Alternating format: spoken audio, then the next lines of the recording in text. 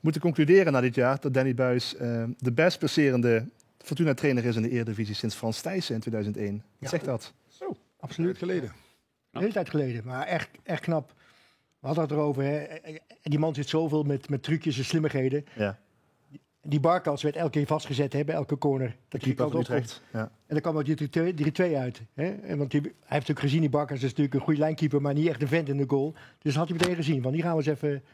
Ja, dat is slim, want dan kwam die 3-2 uit. En daarna was het helemaal over. Ja. Maar ook dat hij wisselde in de rust meteen. Ja. Hè. 2 ervaren jongens eruit, Precies. Ja. jonge jongens erin. Dat energie. durft hij dan wel. En dat, Ja. vind ik, dat zie je dan wel als trainer.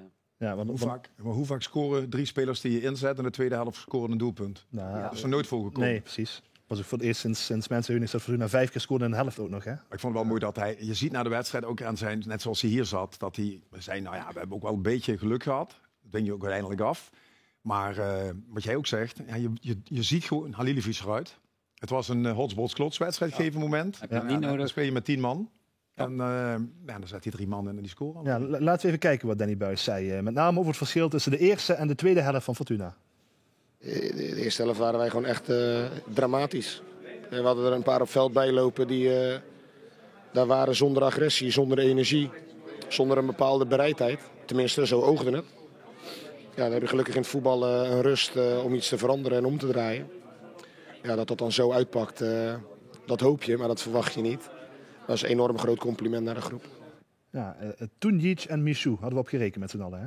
Nee, maar die glimlach die zegt alles. Ja. Die glimlach zegt, luister, je gaat wel lekker de bus in hè, met 2-5. Hè? Je gaat lekker de kerst in. Dat is Oh, ook heerlijk. Ja, maar eigenlijk zijn ze al veilig. bij wijze van 7e spreken. plek. Dat is niet normaal. Dat is echt super. En als je ziet, ze vechten daar met Go Ahead Eagles samen. Dan zit Heerenveen en NEC, die zitten al een beetje erachter. Maar dat zijn toch ook geen ploegen waar je dit seizoen bang voor hoeft te zijn. Nee. Ik bedoel, je mag nou voor de tweede seizoen zelf...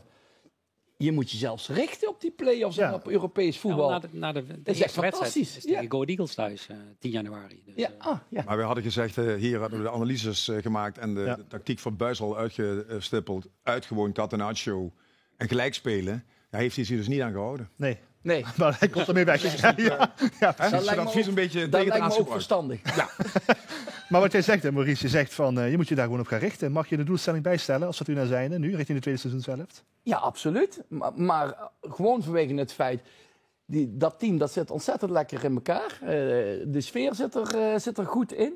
Ja, nou is het zaak om te kijken of je in de winterstop het nog een beetje kan versterken. Ja. En dat zonder spits, hè? Ja, daarom zeg ik... Die Sierhuis terugkomt. Ja. Hè? Kun je Ja, maar dat zal dit seizoen niet meer op niveau gebeuren. Hij zal wel terugkomen, Hebben ze niet maar meer die heeft wel een gerekend. paar maanden nodig. Ja.